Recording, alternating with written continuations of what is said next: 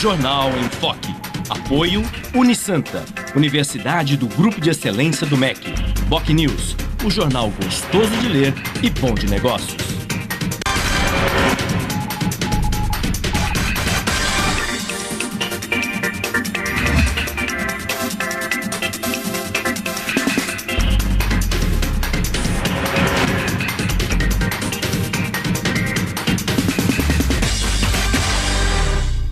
Olá, bom dia. Começa agora pela Santa Cecília TV, uma nova edição do Jornal em Foque. E hoje nós estamos recebendo com muito prazer mais dois candidatos à Câmara Federal pela região metropolitana da Baixada Santista. O deputado federal Protógenes Queiroz, do PCdoB de Guarujá, e o advogado Roberto Mohamed Amin Júnior, do PSB de Santos. Muito bem. E no programa de hoje nós vamos dar seguimento ao ciclo de entrevistas com candidatos a deputado da região metropolitana da Baixada Santista, que vão falar sobre temas fundamentais, temas relevantes como saúde, educação, habitação, segurança, mobilidade urbana, entre outros temas de evidente interesse da comunidade da nossa Baixada Santista.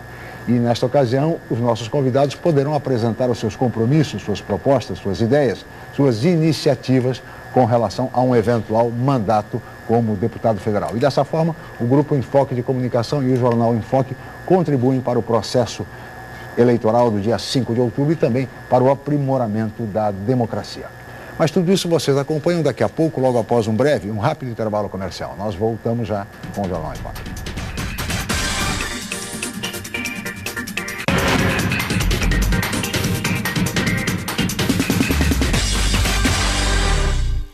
Se você é estudante de pós-graduação da Unisanta ou de qualquer outra universidade, participe do terceiro encontro de pós-graduação da Unisanta, com o objetivo de estabelecer um espaço para apresentação de trabalhos visando a evolução dos temas para submissão em revistas científicas.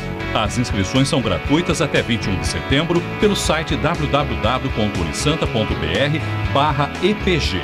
Universidade Santa Cecília. Excelência em educação.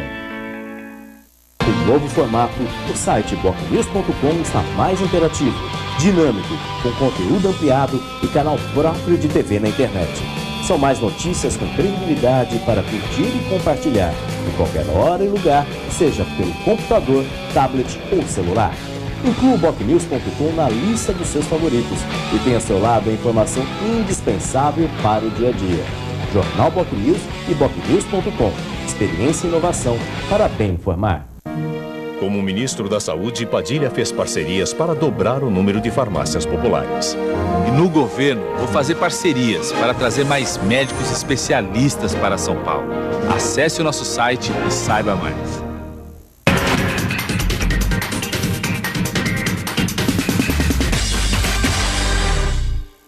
Muito bem, estamos de volta com o Jornal em Foque, que recebe hoje, com muito prazer, mais dois candidatos à Câmara Federal pela região metropolitana da Baixada Santista. O deputado federal Protógenes Queiroz, do PCdoB de Guarujá, e o advogado Roberto Mohamed Amin Júnior, do PSB de Santos. E eu vou iniciar este programa, como faço sempre, fazendo uma pergunta comum a ambos os convidados, começando pelo deputado federal Protógenes Queiroz. Deputado, por que o senhor quer mais um mandato como deputado federal? Bom dia e obrigado pela presença. Bom dia, Chico. Eu, como delegado da Polícia Federal, coordenei a Operação Satyagraha, que foi um marco no combate à corrupção. E esse trabalho, essa bandeira do combate à corrupção, nós conseguimos levar no mandato de deputado federal. E eu acredito que esse trabalho ele tem que ter continuidade. Sim. Então, a reeleição busca a manutenção do combate à corrupção no Congresso Nacional, que é um dos trabalhos mais difíceis que eu encontrei, mais do que até na própria Polícia Federal. Você pode verificar até a partir desse informativo, são várias CPIs, CPI da Privataria Tucana, CPI do Cachoeira, que eu fui autor, CPI do trem-salão, dos cartéis dos metrôs aqui da Siemens, enfim. E além de comissões externas que também tinham viés de fiscalizar e controlar, como foi o caso do Instituto Royal, do fechamento do Instituto Royal, do caso dos Beagles, né? Sim. Pesquisas em animais, que não tinha nada de pesquisa em animais, tinha desvio de recurso público, aí mais uma vez entra o combate à corrupção, né?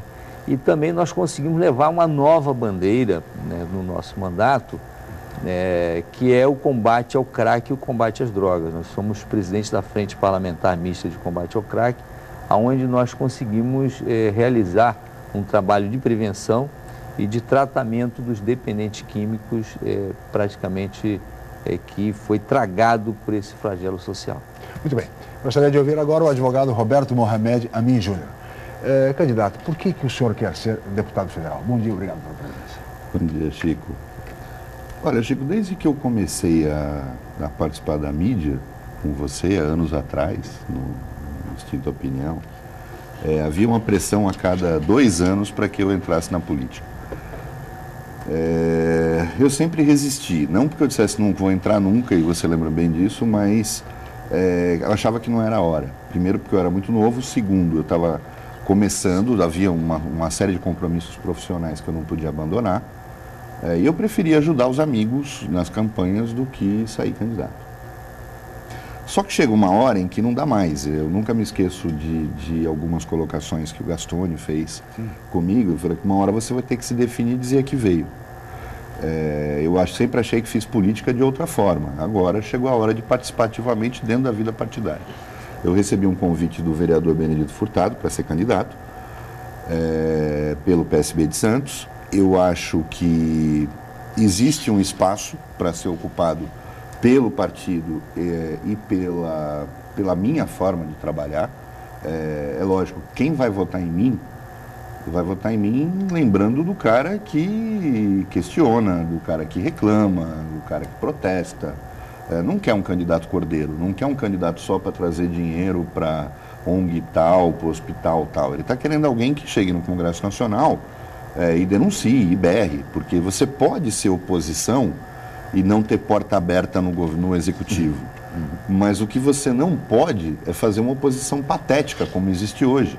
Quer dizer, você não vê no Congresso Nacional alguém interrompendo uma CPI que claramente está montada para dar tudo certo e batendo na mesa e chamando todo mundo daquilo que eles são realmente. Quer dizer, eu acho que falta alguém que tenha a coragem de fazer o que o Gabeira fez quando era deputado e falou tudo aquilo para o então presidente da Câmara dos Deputados. Quer dizer, eu acho que fica um vácuo no Congresso. Tem algumas pessoas, até do PSB, fazendo isso, como é o caso do Romário, mas focado muito no esporte, na área de atuação dele. Eu acho que o espaço que eu tenho para ocupar dentro do Congresso Nacional, além de representar a região, e além de representar um foco específico, um setor que é o dos aposentados e dos participantes de fundos de pensão, é levar minha experiência como advogado e principalmente como briguento. Muito bem. Deputado Protógenes, você disse na sua intervenção anterior que preside a Comissão de Combate ao Crack, às drogas e tudo mais. Eu gostaria de começar debatendo a questão de um tema fundamental, que é uma das principais preocupações da população brasileira, isso atestado por todas as pesquisas, que é a questão da segurança pública. E eu vou me valer aqui de uma frase, como sempre faço referência a um querido amigo cientista político, Aloysio Azevedo, que sempre dizia, no tempo do jornal Opinião, ele sempre dizia que os inimigos modernos da pátria, isso há mais de 10 anos, os inimigos modernos da pátria naquela época eram o tráfico de drogas e o contrabando de armas. Não mais a Argentina e nem o comunismo, né? Como ele brincava sempre. No entanto, isso há mais de 10 anos, deputado. Como é que se pode enfrentar um desafio dessa grandeza, ou seja, o tráfico de drogas e o contrabando de armas, esses inimigos modernos da pátria? Olha, primeiro que são 2 segmentos que demonstram a fragilidade do Estado, né, do sistema de segurança pública. Na medida em que nós encontramos em cada cidade aqui no estado de São Paulo, que são 645 cidades, a presença de cracolândias, né, e muitas das vezes em regiões que você jamais poderia admitir que haveria ali um consumo de drogas a céu aberto na via pública, né? Então eu destaco que não é mais só um flagelo social que se apresenta na capital, na cidade de São Paulo, e nem aqui na nossa cidade de Santos, que também já tem cracolândia. Se apresenta até nas cidades do interior, na zona rural, né? Eu mesmo estive há poucos dias em Assis e lá a tônica era a preocupação daqueles empresários, tanto dos usineiros, né, das indústrias de álcool e açúcar, com os lavradores que já estão trocando aquela famosa pinguinha pela pedra de crack e estão se tornando trabalhadores descartáveis. Como é que chega essa droga na capital, aqui no nosso estado? Ora, aqui nós não temos produção de cloridade de cocaína, né, para produzir a pasta base que dá origem à pedra de crack. Né? Então, entram pelas fronteiras brasileiras através do sistema de segurança pública que não funciona. E como é que entra essa droga? Por alguém facilitando a entrada através do crime básico. Eu acho que o crime maior, Chico e o Mohamed, né, tem mais ou menos uma visão próxima a isso, que já conversamos em programas anteriores, né, e fico até muito feliz pela presença do meu amigo, meu irmão, sendo candidato a deputado federal, engrandecendo aí a nossa pleiade de candidatos aqui da Baixada Santista. E nós já comentávamos que esse sistema tem um crime maior, que é a corrupção. Né? Não se entra a arma, o tráfico de arma não se é presente aqui no Porto de Santos, que existe isso, sem a participação de algum agente do Estado facilitando. Não se entra cloridade de cocaína, como nós já derrubamos quando éramos delegado de Polícia Federal, ao derrubar os contêineres de contrabando, né, e descaminho que tinha aqui de mercadorias pirateadas e contrabandeadas no Porto de Santos. Quando nós abrimos um contêiner de amostragem que seria provavelmente de mercadoria pirateada, tinha 500 quilos de pó. Né? Então, aquilo para nós foi uma surpresa muito grande, porque atiramos no que vimos e acertamos no que não vimos. Que estava dentro do Porto de Santos, na zona primária. Né? Então, o crime maior é a corrupção. E essa corrupção aliada a um sistema de segurança que não valoriza a estrutura de segurança do Estado, que é a instituição policial, com salários defasados, com falta de equipamentos obsoletos, com falta de treinamento, policiais com baixa estima, uma instituição policial que ainda não encontrou a sua realidade, porque nós hoje temos várias polícias. Então eu já sou da proposta de nós temos uma polícia única. Tem uma polícia com estrutura federal e outra com estrutura do Estado. Uma unificação das polícias. Exatamente. Mohamed, como é que você vê essa questão? Não é o caso de se reforçar, por exemplo, as fronteiras, até mesmo com intervenção de Forças Armadas? Não se justifica isso? Então, você chegou no ponto. Eu acho que existe um problema de foco. Né? Fronteira não é problema de segurança pública, é de soberania, é de defesa do Estado. Isso não, na minha opinião, existe um problema grave aí de foco. Não é a Polícia Federal que tem que fazer isso, não é a atuação dela. Você tem um contingente enorme da Polícia Federal fazendo aquilo que não é função dela. Isso é função das Forças Armadas.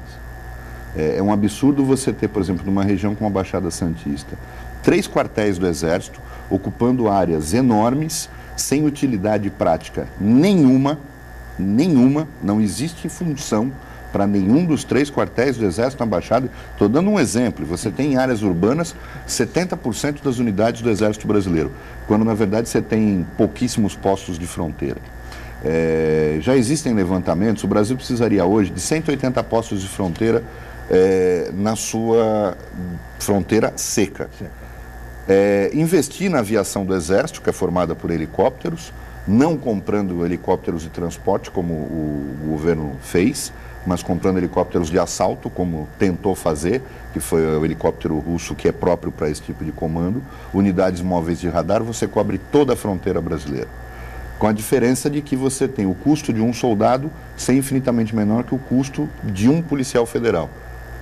E eu não estou falando isso para usar o que é mais barato. Estou dizendo, você usa um contingente militar que pode ser estendido para 2 anos de serviço militar, para quem realmente quer, muito mais voluntário, leva os soldados para uma área onde eles são necessários e onde eles sabem atuar, porque o treinamento do Exército é o treinamento de selva, de floresta, de busca e resgate, de enfrentamento, porque aí você pode buscar um enfrentamento. Por isso que não é o papel da polícia.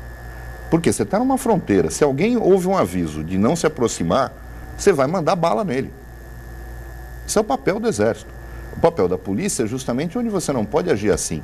Você tem que agir como polícia, nos portos, nos aeroportos. Você teria um contingente muito maior da Polícia Federal disponível para atuar nas áreas urbanas, pegando tudo aquilo que ainda assim conseguisse vazar pela fronteira. E não estamos falando da Marinha, que poderia estar investindo em corveta fluvial, lanchas de patrulhamento na região da Amazônia. A FAB comprando, em vez de comprar caça de última geração para um inimigo imaginário, comprar aviões mais rústicos que servissem à umidade da Amazônia e a pistas ruins para fazer pouso e interceptação de aeronaves, não de combate, mas aeronaves clandestinas que trazem droga e armas para o Brasil. Quer dizer, o problema é foco, mas você coloca um ministro da Defesa que é uma piada, porque ele foi uma piada como ministro das Relações Exteriores, lógico que vai ser. E, por sinal, o Lula ridicularizou o Ministério da Defesa. Né? Parecia uma família de antas, porque foi uma anta atrás da outra, era sucessão familiar. A anta mor sai, entra a segunda anta, a terceira anta. Você perde o respeito pela função, os militares não respeitam aquele que seria supostamente seu chefe, e é lógico que não dá para você planejar absolutamente nada. E isso é uma das coisas que eu acho que é uma briga que tem que ser levada para o Congresso Nacional. Protógenes, como é que você vê essa questão? As Forças Armadas, por exemplo, atuando junto às fronteiras. Olha, eu acho que nós chegamos a um ponto em que não existe só um divisor de água de uma só instituição, né? Tem que haver não só o comprometimento das Forças Armadas, Exército, Marinha Aeronáutica, como Polícia Federal, Sim. Rodoviária Federal e principalmente a participação da população, né? Eu me recordo que no ano de 1999, quando nós realizamos aquela prisão de Deobrando Pascoal, aquele motosserra, Sim. Era o coronel da Polícia Militar, fui comandante, né, da Polícia Militar do Acre, e ele era deputado federal, hoje igual a mim, né? E nós enfrentamos essa personalidade criminosa no Acre em 1999. E me cabia naquele momento investigar a participação dele no narcotráfico internacional, que era com os cartéis colombianos e com grandes máfias bolivianas.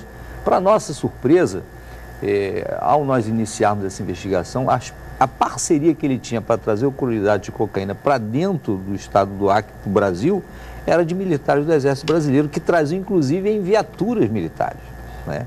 Então nós da Polícia Federal, nós tivemos ali o desprazer de prender militares do Exército Brasileiro em plena selva amazônica, né? Então, estou falando isso no ano de 1999, foi realizado o flagrante, eu realizei esse flagrante, em bombonas de plástico, eram praticamente quase meia tonelada de cloridrato de cocaína que estava entrando com viaturas militares do Exército Brasileiro, ali na fronteira do Brasil com a Bolívia, né? Uhum. Então, esse processo não terminou. Ele perdura até hoje, porque nós temos a presença de cloridrato de cocaína e praticamente cracolândias, né, em todas as cidades brasileiras, em todas as principais capitais. E quando nós aprofundamos mais a nossa vigilância nas fronteiras, nós vamos sempre ter algum integrante das três forças mesmo, né, ou até mesmo da Polícia Federal envolvido com o tráfico de drogas. Isso não foi só que ocorreu em 99 com o Deobrando, eu me lembro também de um avião de transporte de carga da aeronáutica, entre o envolvimento de militares da aeronáutica transportando cocaína. Isso remete a uma declaração, Dr. Mohamed, deputado Protógenes, do ex-presidente da Colômbia, Álvaro Uribe, há alguns anos, quando aqui em visita ao Brasil, e ele disse temer que o Brasil se transformasse numa imensa e incontrolável Colômbia. Isto àquela altura, àquela época. Parece que caminhamos para isso. Nós vamos para um rápido intervalo. No próximo bloco nós vamos falar sobre previdência e desenvolvimento econômico. Voltamos já.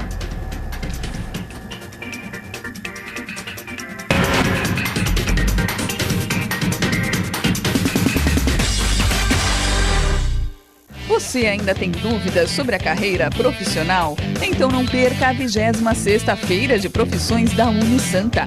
Oportunidade para participar de palestras gratuitas e visitar os estandes de todos os cursos da Unisanta, laboratórios, clínicas e outros ambientes. Dia 17 de setembro, das 9 às 13 e das 19 às 21h30, na Universidade Santa Cecília. Entrada franca com sorteio de brindes. Informações 3202-7101 ou www.unisanta.br/Feira de Profissões. O novo formato, o site bocnews.com está mais interativo, dinâmico, com conteúdo ampliado e canal próprio de TV na internet. São mais notícias com credibilidade para curtir e compartilhar, em qualquer hora e lugar, seja pelo computador, tablet ou celular. Inclua o BocNews.com na lista dos seus favoritos e tenha ao seu lado a informação indispensável para o dia a dia. Jornal BocNews e BocNews.com. Experiência e inovação para bem informar. Campeonato Paulista é na Santa Cecília TV. Só aqui você acompanha ao vivo os jogos da terceira fase. Neste domingo, direto do estádio Eurico Mursa, Portuguesa Santista e Paulínia Futebol Clube, a partir das 10 da manhã. Campeonato Paulista é emoção do começo ao fim. Exclusivo. Cobertura completa no santaportal.com.br e no Caderno Regional. Realização Federação Paulista de Futebol. Apoio Nita Alimentos. Leve momentos deliciosos para sua casa. Unisanta, Universidade Santa Cecília. Promoção, Sistema Santa Cecília de Comunicação.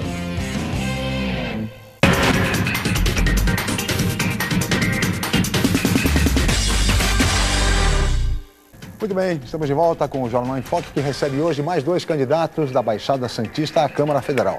O deputado federal Protógenes Queiroz, do PCdoB de Guarujá, e o advogado Roberto Mohamed Amin Júnior, do PSB de Santos, e na intervenção inicial fez referência à questão previdenciária e à questão dos aposentados, como uma das características de um eventual mandato junto à Câmara Federal. Nesse sentido, Mohamed, você que é um advogado especializado em direito previdenciário, a questão do fator previdenciário, que preocupa não apenas os aposentados, mas também a classe trabalhadora que busca a aposentadoria. Há alguma possibilidade com o novo Congresso, por exemplo, o fator previdenciário ser extinto? Eu acho que sim, Chico, porque primeiro que eu acredito, se a gente contar com o índice histórico de renovação, em torno de 30% a 35% do Congresso, essa questão ela não diz respeito ao aposentado. É bom que se esclareça isso, porque ninguém vai falar nada de retroativo nisso. A substituição do fator previdenciário atinge os trabalhadores que estão para se aposentar nos próximos 5 anos. Mas se o aposentado entrar em juízo, por exemplo, para questionar isso, não consegue? Retroativo não. Eu já discuti isso algumas vezes. Quando a gente está falando a Previdência Social, você está falando do império da lei. Ou seja, a lei que rege o benefício no momento em que ele é concedido. Não existe o retroativo. Não vale o princípio da lei penal para beneficiar, não tem. A substituição do fator previdenciário pelo critério 85-90, 85 na soma de tempo de contribuição e idade para mulher e 90 para homem, eu acho que é o mais justo. Por quê? Ele beneficia quem começa a trabalhar mais cedo, porque você corta 2 anos a cada ano que passa entre trabalho e idade, ou seja, quem começa a trabalhar mais cedo vai poder se aposentar integralmente mais cedo. Quem começa a trabalhar mais tarde vai fazer isso depois, mas tem que alcançar pelo menos 90 no caso. Exatamente, é justo, porque vai fazer com que você não cometa uma injustiça como hoje se faz para quem começa a trabalhar muito cedo. Sim. Tem uma idade, vai se aposentar com uma idade menor, e tem um fator previdenciário que é calculado em cima da expectativa de vida, cada vez mais comendo um pedaço do seu benefício. Hoje ninguém mais consegue se aposentar com teto, porque o fator previdenciário não deixa. Você faz o cálculo da base do salário de benefício limitada pelo teto, mas quando você vai calcular, se o cara não tiver 65 anos de idade, ele vai ter um fator previdenciário que vai comer parte do benefício. E a expectativa de vida aumentando a expectativa de vida. O que eu vejo no Congresso Nacional hoje já é que é praticamente consenso. Eu acho muito difícil, inclusive o governo vetando o Congresso derrubaria o veto. Esse é o meu entendimento, o Protógenes está vivendo isso lá e vai poder dizer mais. Isso. Uma outra coisa que eu acho importante, que também vai passar, é o pecúlio, a volta do pecúlio que existia até 1991. A desaposentação que está sendo julgada pelo Supremo não vai passar. Eu estou dizendo isso desde o início. Eu digo que eu sou um dos poucos que discordava desde que começaram a falar disso. A tendência é que o Supremo realmente declare não autorize a desaposentação e coloque uma pá de cal sobre essas ações. Eu também, inclusive, não acho nem justo a desaposentação, mas acho justo o retorno do pecúlio, porque o aposentado que trabalha contribui para a Previdência sem ter o retorno disso. É uma contribuição facultativa com natureza tributária. E o pecúlio que era? Você trabalha, depois de aposentado, Quando você se desliga da empresa, você vai ao INSS e pede de volta as suas contribuições pagas, que são devolvidas corrigidas. É uma forma até de poupança para o aposentado, que revê esse dinheiro, que ele não vai ter benefício nenhum, porque ele já está aposentado. Isso seria uma coisa inteligente. Existe também, na minha opinião, maioria no Congresso, e mesmo que o governo vete, o que eu acho que não vai vetar, porque eu soube que existe no Ministério da Previdência Social um projeto de medida provisória revivendo o pecúlio, inclusive retroativamente. É bom. Aí sim, importante. A própria norma vai falar da sua retroatividade, até onde vai, se vai a um vínculo só, se volta a 5 anos, se volta a 10 anos, isso pode até sair por medida provisória. Mas eu acredito que o Congresso Nacional hoje tem espírito para aprovar esse tipo de mudança. O senhor concorda, deputado Protogem? Esse é o sentimento no Congresso Nacional? Olha, qualquer projeto de lei que venha a beneficiar o trabalhador, a trabalhadora brasileira, o aposentado, o pensionista, ele é muito bem-vindo dentro do Congresso Nacional. Só que as forças políticas não se movem ao sabor desse bem-querer do povo brasileiro, né? Ali existe um jogo político muito pesado, em que pesa mais alto as contas do governo. Sempre fala nas contas do governo, o impacto que isso vai trazer para o PIB, para a arrecadação. E isso eu escuto, Chico Mohamed, desde quando eu advogava na Previdência Social. Eu fui advogado da COBAP, da Federação dos Aposentados lá no Rio de Janeiro, né, dos aposentados e pensionistas, né, de Niterói e São Gonçalo, já naquela época, década de 80, eu me remonto aí da década de 80. E eu me recordo muito bem que na época, todo esse flagelo social da Previdência Social foi iniciado no governo Fernando Henrique Cardoso, que esculhambou a Previdência no país. Eu me recordo que o famigerado da reforma da Previdência, iniciada pelo Rafael de Almeida Magalhães, que era ministro então, e o Antônio Candir, que era o grande cérebro da economia na época, e me apresentaram, né, nos apresentaram para os aposentados e pensionistas dois projetos de reforma da Previdência, e o que ganhou na época foi o do ministro Candir na época, né? E que de lá para cá só veio achatamentos, defasagem de aposentadorias a serem corrigidas dentro do judiciário, trazendo grandes expectativas para o aposentado, que praticamente mais da metade desses aposentados e pensionistas morrem no meio do caminho, e esses projetos não chegam a retorno, a recuperar aquela defasagem que os aposentados teve. Me recordo também que no Congresso Nacional, já como deputado, tem uma série de projetos que corrigem essas distorções dessa famigerada reforma da Previdência. Um deles é o fator previdenciário, e disse bem o Mohamed, né, quando colocou aqui umas contas que seriam equilibradas. Eu sou favorável sempre a uma conta que é mais favorável ao aposentado e pensionista. Por quê? Deu sangue, suor e lágrima da sua força de trabalho, e na hora de mais precisar, é que lhe tiram precisa de remédio, precisa de saúde, atendimento, precisa de remédio, saúde, gasta mais, até do lazer, precisa de acompanhante, aonde ele tem praticamente substituído a sua contribuição por achatamento, por defasagem. Isso não é justo. Claro. Lá temos uma das... Mas as centrais sindicais lutam há muito tempo por isso, deputado. Reivindicam, enfim, e não anda. Isso não sai do papel. Não anda, Chico, por quê? No passado, nós tínhamos uma mobilização muito grande de aposentados. Eu mesmo peguei uma época em que aposentado era espancado na rua. Sim. Quer queira ou quer não, isso tinha um efeito muito grande, né, perante as conquistas que esses aposentados e pensionistas tinham na época. Hoje nós não vemos essa força mobilizada. Eu vejo uma força mobilizada de aposentados e pensionistas, de servidores públicos. Nós colocamos até a PEC 555, que é a PEC que corrige essa defasagem salarial dos aposentados e pensionistas que são servidores públicos. É uma força que se mobiliza, até porque tem um poder aquisitivo, ainda que aposentado, para se mobilizar. Mas e aqueles da Previdência Social, né, que se aposentam com salário mínimo ou com 2 salários mínimos, perderam praticamente a autoestima de gritar o seu direito nas ruas. Então tem que voltar, Chico, a gritar o seu direito nas ruas, a ir para o Congresso Nacional, para nós termos assim a aprovação. né? Só com a participação dos... Se não houver a pressão, como nas jornadas de junho, não vai a lugar nenhum. Não vai.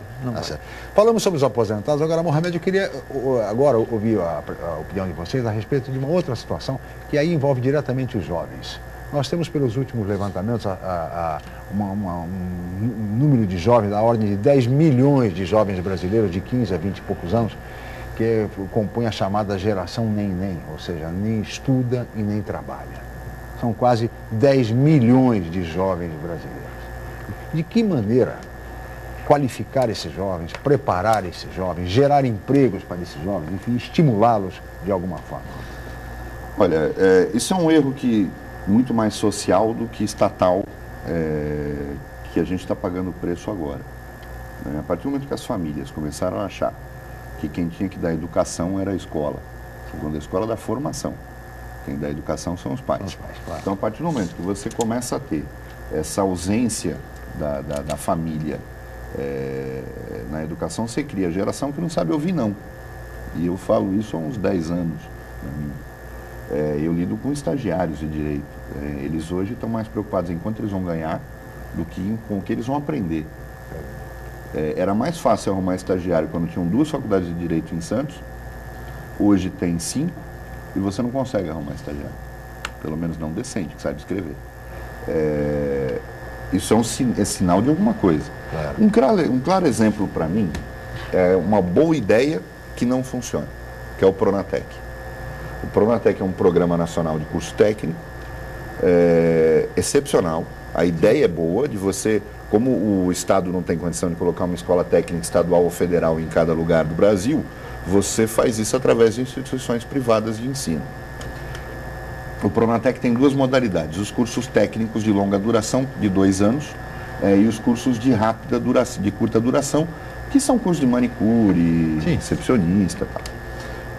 Os de longa duração são os cursos técnicos, que é a grande necessidade brasileira, da indústria, do comércio, da prestação de serviço. Nós não temos técnicos. Ninguém faz, Chico, é inacreditável a quantidade, não tem vaga para curso de manicure, de auxiliar de cabeleireiro, mas sobra vaga de técnico de automação industrial, de técnico em radiologia, que são cursos de funções que o Brasil precisa muito. Aí a gente pergunta, é culpa do governo que não divulga? Não, não é. É culpa pode não divulgar para mim, para você, mas para quem está estudando, isso é divulgado o tempo todo. Claro. O grande problema é que os alunos, como é de graça, não querem. Você está criando uma geração, e o Brasil vai pagar o preço mais tarde, tudo que... essa coisa da esquerda de, como eu falo, direitos humanos, o povo de verdade, quer polícia na rua. Não quer saber de direitos humanos. Direitos humanos é meia dúzia de intelectuais que estão na mídia, que falam demais, mas o povo mesmo quer mais pancada e bater bandido. Agora, o grande problema essa coisa de tudo tem que ser por tempo do jovem, quando ele quiser, quando ele puder, a gente vai pagar o preço lá fora. Ou seja, sem obrigatoriedade, você não consegue ir para frente. Houve um tempo, protógenes, que o ensino fundamental era obrigatório. Mas obrigatório na má, você tinha que fazer. Era crime o pai e a mãe não colocarem o filho na escola. Tiraram o Bolsa Escola, colocaram o Bolsa Família, que não tem obrigatoriedade nenhuma, tem mulher fazendo filho para poder receber mais um cartão, e você não consegue...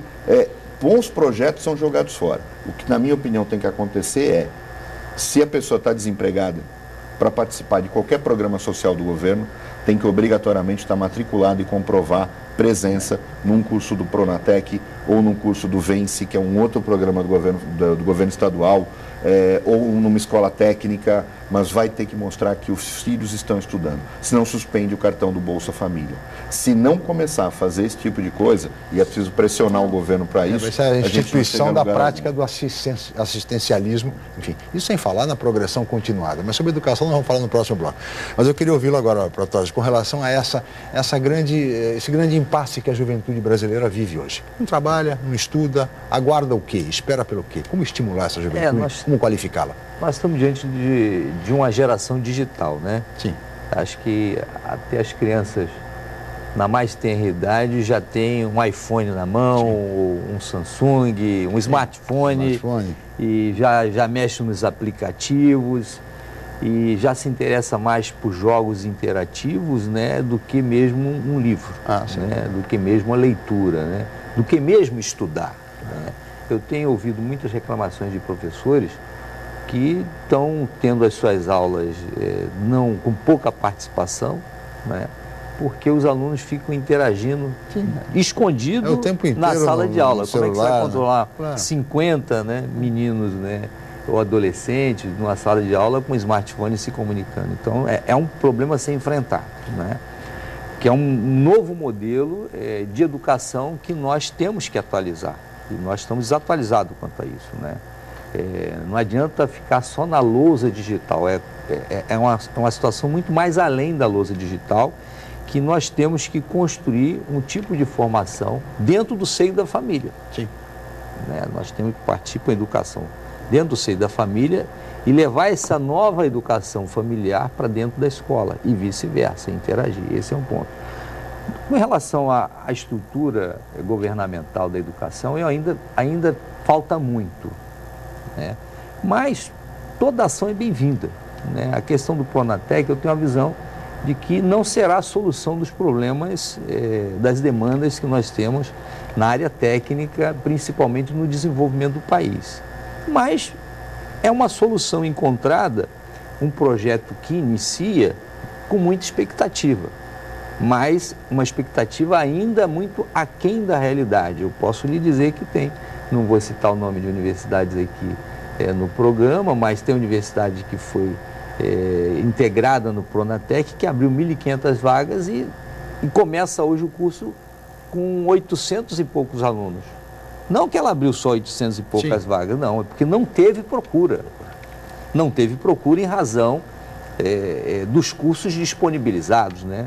Então você tem um grande volume de cursos na área da saúde, na parte de auxiliar, mas outros cursos que também seriam dentro da realidade social aqui da Baixada Santista e não as pessoas, os jovens não procuraram. Então nós temos que ter, a partir do momento, iniciar esse curso e fazer uma reavaliação da necessidade de vagas voltada para a realidade local, para a realidade da cidade. Então, esse é um ponto. O segundo ponto é que eu acredito que daqui a uns 20 anos o país vai ter um salto de qualidade muito grande nessa parte educacional, com a aprovação que nós aprovamos no Congresso Nacional, Plano Nacional de Educação, e 10% do PIB para a educação.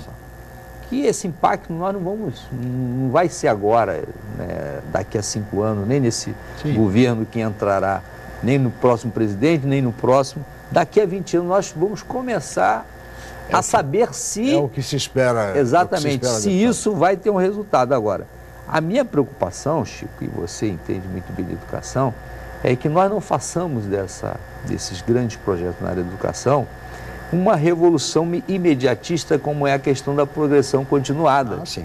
Não é? Que isso é um absurdo, isso é um crime contra a educação e contra a realidade da criança e do adolescente. Todos nós aqui também enfrentamos escolas duríssimas, repetência, e nem por isso somos melhores ou piores do que quem quer que seja. Né?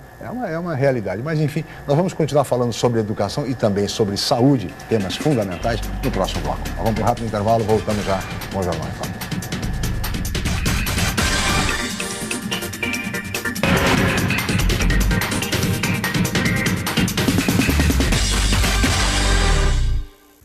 A Unisanta vai realizar o 6º Congresso Brasileiro de Iniciação Científica, o BRIC, criado com o objetivo de despertar vocação na área da pesquisa e estimular a produção científica. Inscrições e trabalhos científicos até 21 de setembro pelo site www.unisanta.br/cobric. Universidade Santa Cecília. Excelência em educação. Um novo formato, o site bocnews.com está mais interativo, dinâmico, com conteúdo ampliado e canal próprio de TV na internet. São mais notícias com credibilidade para curtir e compartilhar, em qualquer hora e lugar, seja pelo computador, tablet ou celular. Inclua o bocnews.com na lista dos seus favoritos e tenha ao seu lado a informação indispensável para o dia a dia. Jornal BocNews e bocnews.com. experiência e inovação para bem informar.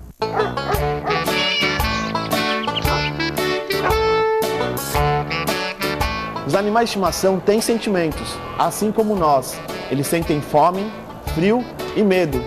Quando são maltratados, ficam tristes. Eles podem estragar seus sapatos, seus móveis e o seu jardim, mas nunca o seu coração.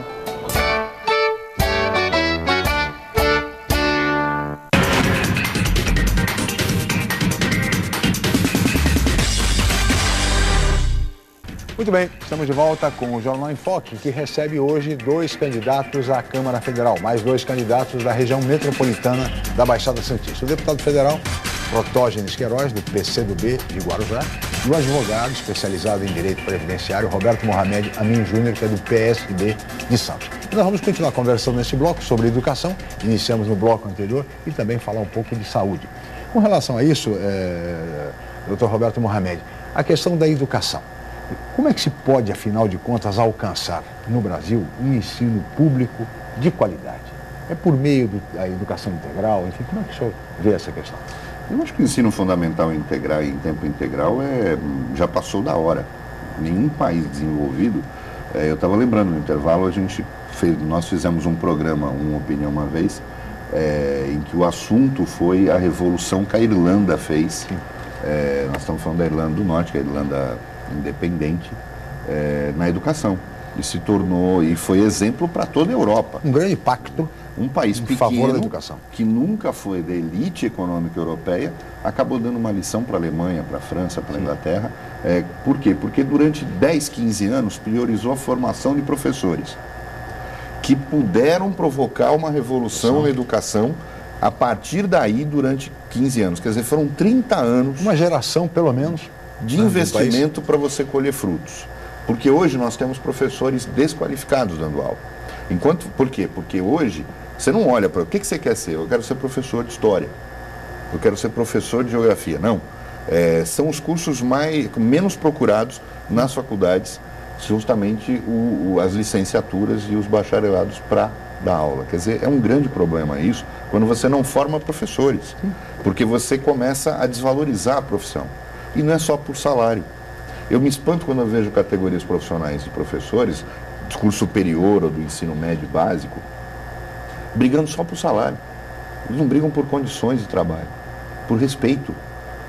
E eu li alguns artigos, quando o professor só briga por salário, ele acaba perdendo o respeito dos alunos, que o veem como um mecânico, como um eletricista, que está preocupado só com o salário dele. É preciso mudar essa concepção. Por que esse aluno estagiário não vai deixar de se preocupar com o salário? Exatamente, porque ele está começando a ver o exemplo. Ninguém está pedindo para aquele professor vocacionado, como eu tive, mas pedir pelo menos o professor que tenha a vontade de exercer com dignidade a função dele. Ver o magistério como função, um papel social que ele tem, e isso se perdeu ao longo do tempo. Agora, tem algumas coisas aí, Chico, nessa geração.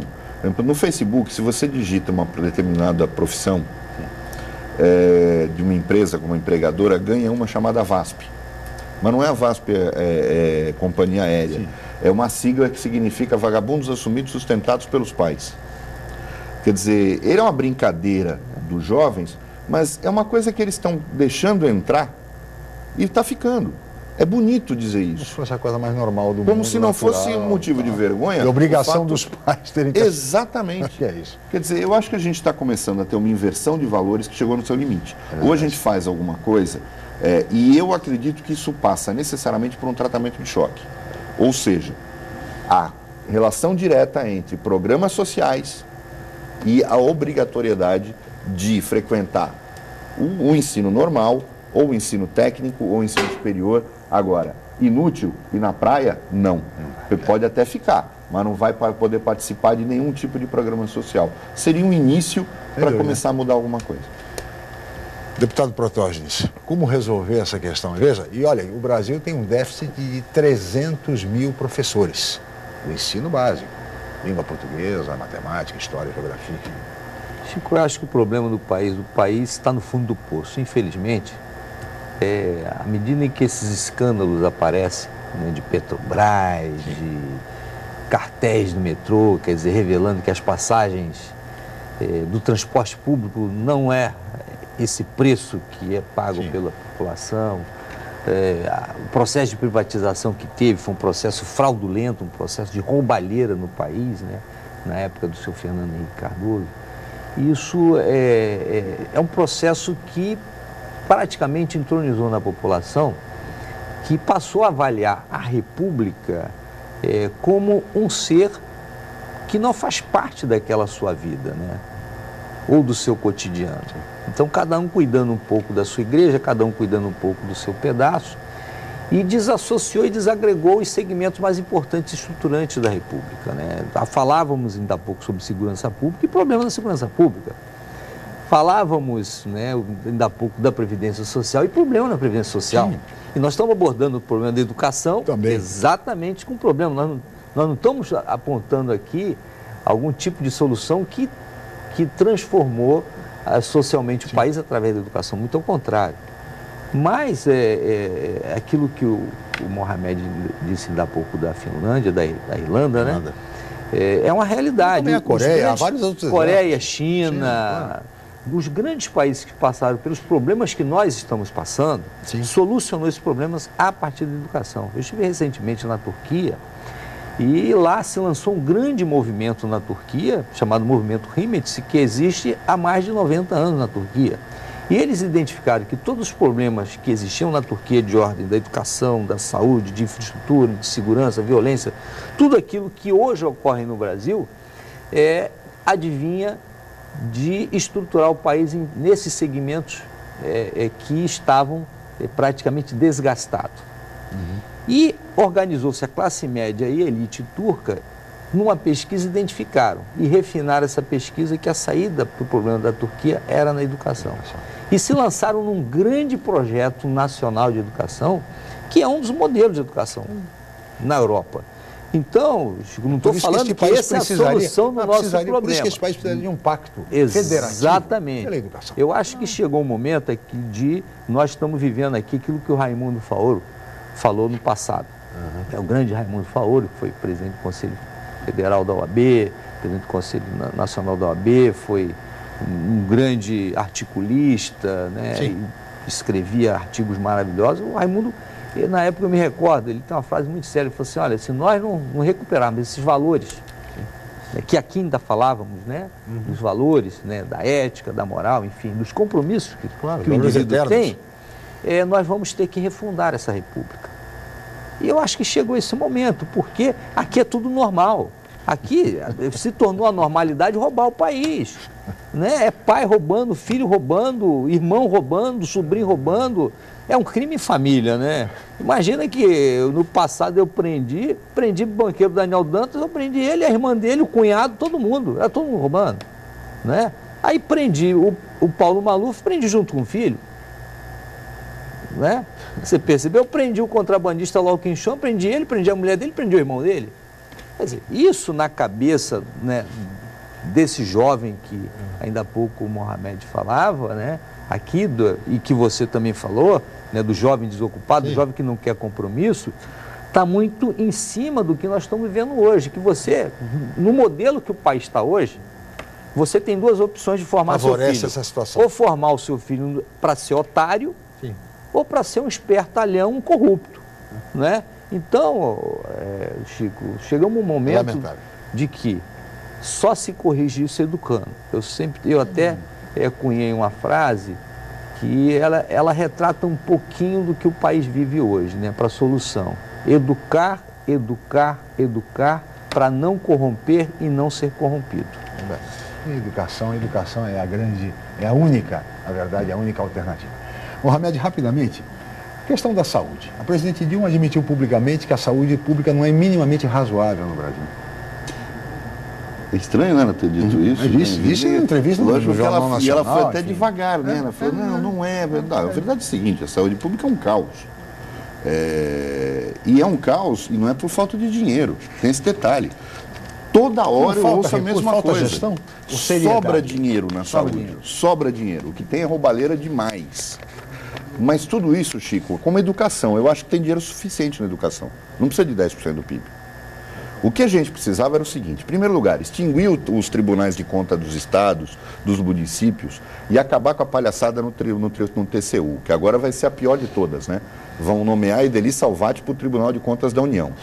Não, vai virar um circo, né? Na verdade vai virar um prostíbulo aquilo ali, né?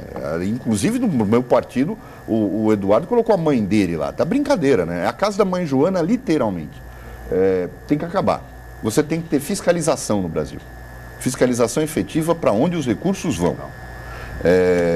Por exemplo, a ideia das OS, das organizações sociais administrando hospitais, é correta, mas eu tenho que ter um auditor fiscalizando se eles estão colocando 3 médicos ou um só, ou nenhum, numa unidade de saúde. Enquanto você tiver pessoas ficando em macas, ou melhor, ficando no chão, porque não tem mais maca, e SAMU parado esperando a maca dele ser liberada numa unidade de saúde, não adianta comprar ambulância, não adianta comprar equipamento, você vai ter essa vergonha. A primeira coisa que tem que acontecer, para moralizar um pouquinho, e isso me espanta, Protógeno, que um Congresso com 503 deputados não tem uns 150 com vergonha na cara para berrar. Isso me espanta muito. A correção da tabela SUS. Nem prostituta de beira do cais trabalha por R$5. Mas querem que médico trabalhe, que um radiologista ganhe isso por radiografia. Então, a correção da tabela SUS, no mínimo em 200%, isso não vai quebrar o orçamento da saúde. Seria o primeiro passo. Se não dá para mexer em saúde pública com o SUS tratando o médico como cachorro. Deputado, o que falta? Recursos, gestão, seriedade, falta tudo, enfim, na saúde? Eu acho que falta um pouco de tudo, né? Não precisa nós detalharmos aqui os problemas da saúde conhecimento geral. Sob o sentido abstrato, né? Basta nós sairmos daqui e se nós sairmos daqui e formos na Santa Casa aqui de Santos, nós vamos encontrar o flagelo social da área da saúde. Saímos daqui, fomos para o Hospital Santo Amaro, no Guarujá, nós vamos encontrar a mesma coisa, né? Se nós vamos sair daqui, olhar o hospital inacabado, né, dos estivadores também, nós vamos encontrar a mesma problemática, né? Então, agora, por onde começar? Né?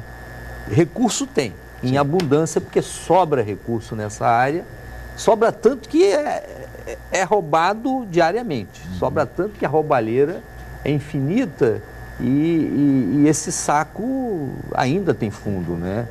Então, precisa de seriedade e gestão. É necessário se começar. E se começa pela gestão desse Sistema Único de Saúde, que é um sistema que, sob o ponto de vista abstrato, ele atende às necessidades, mas quando é executado, encontra essa problemática. Aí vem a tabela SUS, que não retrata o que o médico merece a ser remunerado, e que já é um absurdo, né? Uma tabela SUS defasada, uma tabela SUS que não retrata a responsabilidade da formação daquele médico, né? Então, além disso, a falta de humanização no tratamento daquelas pessoas que procuram um hospital público para ser atendido. E está na Constituição, que é dever do Estado e direito do cidadão, do povo, de ter um sistema de saúde que atenda às suas necessidades e não é atendido. Deputado, chegamos ao fim. Nós teríamos muito mais a conversar, mas infelizmente somos limitados pelo tempo. Gostaria de agradecer muito a sua presença. Muito obrigado. Obrigado, Chico. Muito obrigado, Roberto Mohamed, Amin Júnior, pela presença. Para mim foi um prazer fazer o programa com você de novo. Muito obrigado. Ambos candidatos à Câmara Federal, Protógenes Queiroz, do PCdoB de Guarujá, e Roberto Mohamed Amin Júnior, do PSB de Santos. Amanhã nós estaremos de volta em mais uma edição do Jornal em Foque. Mais uma vez, muito obrigado e até amanhã.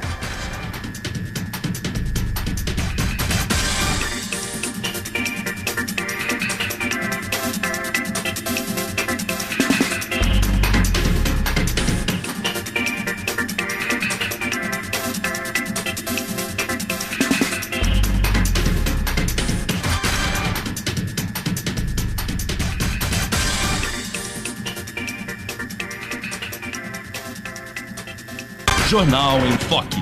Apoio Unisanta, Universidade do Grupo de Excelência do MEC.